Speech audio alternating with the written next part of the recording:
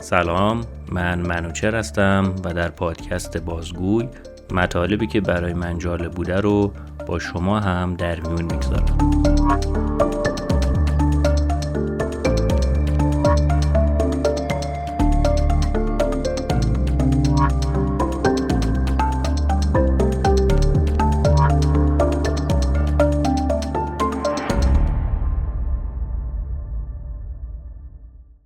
در این اپیزود میخوام در مورد نظریه سیستم اکولوژیکی یا بوم شناختی صحبت بکنم. تا سال 1964 اکثر مردم فکر میکردن که دلیل بدبخت و فقیر بودن افراد یک موضوع ارثی و ژنتیکی هستش و ارتباط چندانی با محیطی که اون توش بزرگ میشه نداره. تا اینکه یک روانشناس جوان به نام یوری برونفنبرنر که چون فامیلیش سخته من دیگه تو این پادکست همون یوری صداش میکنم، تحقیقاتی رو انجام داد تا بفهمیم که محیطی که کودکتون بزرگ میشه هم مهمه و اون نظریهش رو بهش سیستم اکولوژیکی میگفت و این نظریه رو برد و در کنگره ایالات متحده آمریکا ارائه داد و به نوعی تاریخ ساز شد.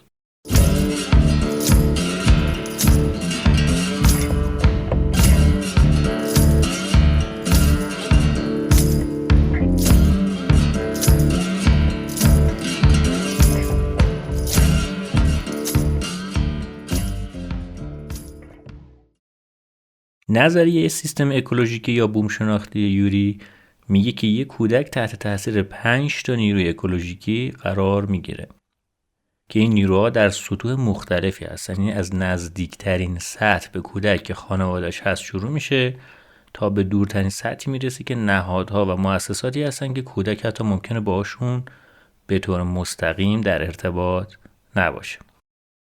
حالا این 5 تا سطح رو توضیح میدیم.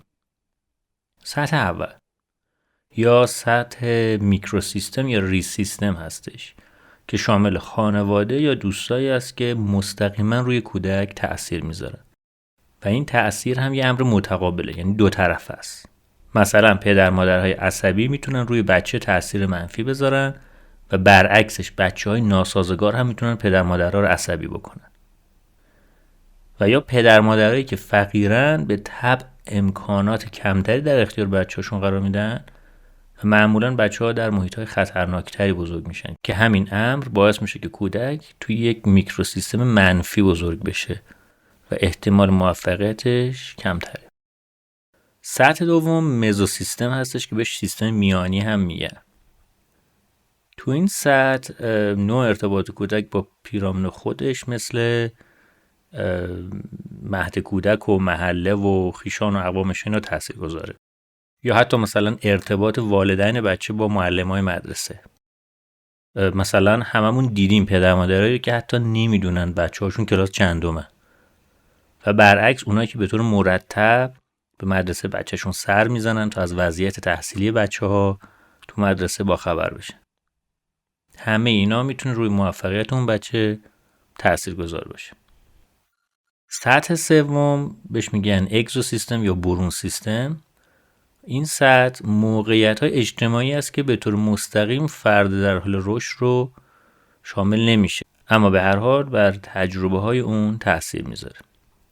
مثلا تجربیات والدین در محل کارشون که اون در این سطح قرار میگیره، مثل مادری که شغل خودش رو از دست بده و این باعث بشه که مشاجرات بیشتری با پدر بچه داشته باشه که باعث میشه نوع تعاملشون با کودک تغییر کنه.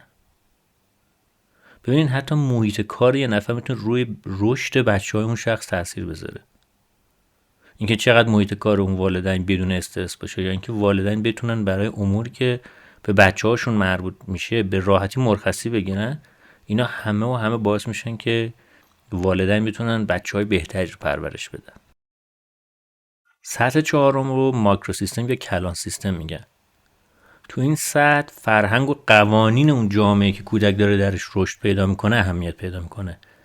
مثلا اگه توی کشور تمام مدرسه‌های خوب غیر انتفاعی بشن و مدرسه دولتی خوب دیگه وجود نداشته باشه، خب به طب فقط خانواده‌های پولداری که میتونن از اون امکانات مدارس غیر انتفاعی استفاده بکنن بچه‌های موفق‌تری رو پرورش میدن، یا جامعه‌ای که از نظر فرهنگی مرد سالاره، یعنی اکثر قوانین تو اون کشور به نفع مرداست. خب این باعث میشه که بچه‌هایی که تو اون جامعه بزرگ میشن هم سلطه‌جو بشن و خیلی راحت هم به همسرانشون و به زنهای اون جامعه ظلم بکنن. پس ببینین حمایت‌ها و امتیازاتی که کشورها برای مراقبت از کودکانشون قائل میشن چقدر مهمه. سطح پنجم سطح کرونو سیستم یا سیستم زمانیه که به تغییرات کودک و محیط در طول زمان اشاره داره. مثلا همونطور که کودک داره بزرگ میشه، والدین ممکنه کم کم علاقهشون به هم کم بشه و از هم طلاق بگیرن، که میتونه برای یه پسر 8 ساله خب آسیبزا باشه دیگه. بعد چند سال که طول میکشه که بچه با این قضیه کنار بیاد، بابا میره زن میگیره، حالا بچه باید با رفتارهای غلط زن بابای کنار بیاد. یعنی روز از نو و روزی از نو. همینطور که بچه‌ها بزرگ میشن با چالش‌های جدیدی تو جامعه روبرو میشن، مثلا تحصیلات عالیه، پیدا کردن کار، مهاجرت، ازدواج و غیره، که هر کدوم از اینا میتونه در موفق شدن اون آدم تاثیرگذار باشه. یوری با ارائه این طرح کنگره ایالات متحده رو متقاعد کرد که آینده یک کودک از نظر ژنتیکی تعیین نشده، بلکه محیطی هم که توش قرار میگیره تاثیرگذاره، که خیلی وقتا اصلا انتخاب اون محیط دست اون بچه نیست.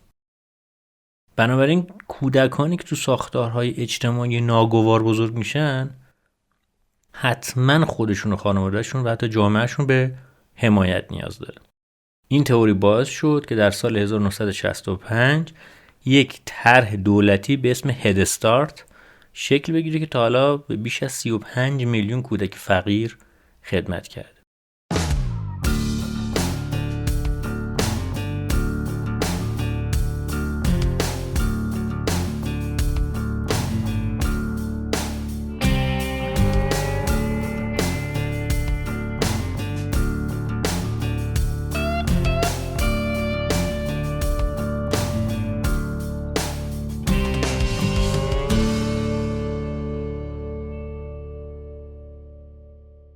آقای یوری چند دهه بعدم تمرکزش رو از روی تأثیرات محیطی به فرآیندهای رشدی که افراد در طول زمان تجربه میکنن تغییر داد و در سال 1994 نظریه خودش رو اصلاح کرد و بهش گفت بایو اکولوژیکال سیستم یا سیستم زیست بوم شناختی.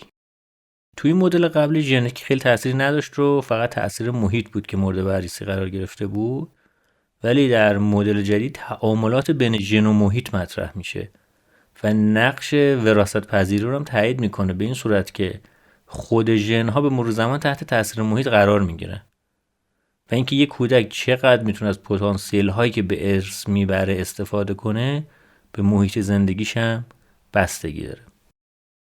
حالا باید دید با توجه به اینکه دنیا از اون موقع تا الان انقدر تغییر کرده و در زمینه‌های مختلف مثل تکنولوژی و شبکه‌های اجتماعی رشد داشته، آیا بازم مدل این آقای یوری کارایی داره یا نه؟ در سال 2022 دو نفر به نام‌های ناوارا و تاج اومدن و نظریه یوری رو بررسی کردن. دیدن که خب آره هنوز معتبره ولی باید به روزرسانی بشه. برای همین اومدن به این نظریه گفتن نئو اکولوژیک یا بوم شناختی جدید و 3 بند بهش اضافه کردن. یکی این که ریز سیستم های مجازی هم باید به عنوان نوع جدید از ریز سیستم ها اضافه بشن تا تعاملات و فعالیت های آنلاین رو هم در نظر بگیرن و این ریز سیستم های مجازی در مقایسه با ریز سیستم های فیزیکی دارای ویژگی های منحصر به فردی هستند، مثلا در دسترس بودن، عمومی بودن یا نامتقارن بودن. بند 2 میگه که کلان سیستم های باورهای فرهنگی و ارزش‌ها تأثیر مهمی داره. برای اینکه این شبکه‌های اجتماعی و فناوری دیجیتال جوان‌ها رو قادر میکنه که در ایجاد فرهنگ و اون هنجارها مشارکت بیشتری داشته باشن. و بند 3 میگه که مثلا اون فرآیندهای روزمره و تعاملات پیچیده افراد با اشیاء و نمادها خیلی به صورت آنلاین دارن اتفاق میفتن. بنابراین این فرآیندها میبایست حتما توی ریز سیستم های مجازی در نظر گرفته بشن. با توجه به صحبتایی که شده خیلی باید حواسمون باشه که ریس سیستم کودک خراب نشه.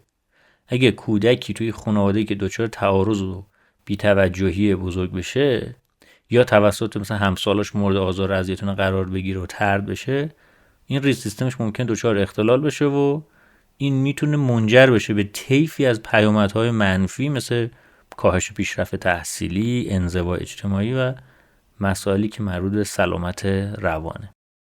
بنابراین اگر ریس سیستم امکانات و منابع لازم رو برای رشد کودک فراهم نکنه، میتونه مانع از رشد و موفقیت کودک بشه و اون نتونه از پتانسیل هایی که داره به خوبی استفاده کنه. خب این اپیزود هم همینجا به پایان میرسه. امیدوارم مطالبی که گفتم مخصوصا برای اونایی که فرزند دارن آموزنده باشه. تا اپیزود بعدی، خدا نگهدار.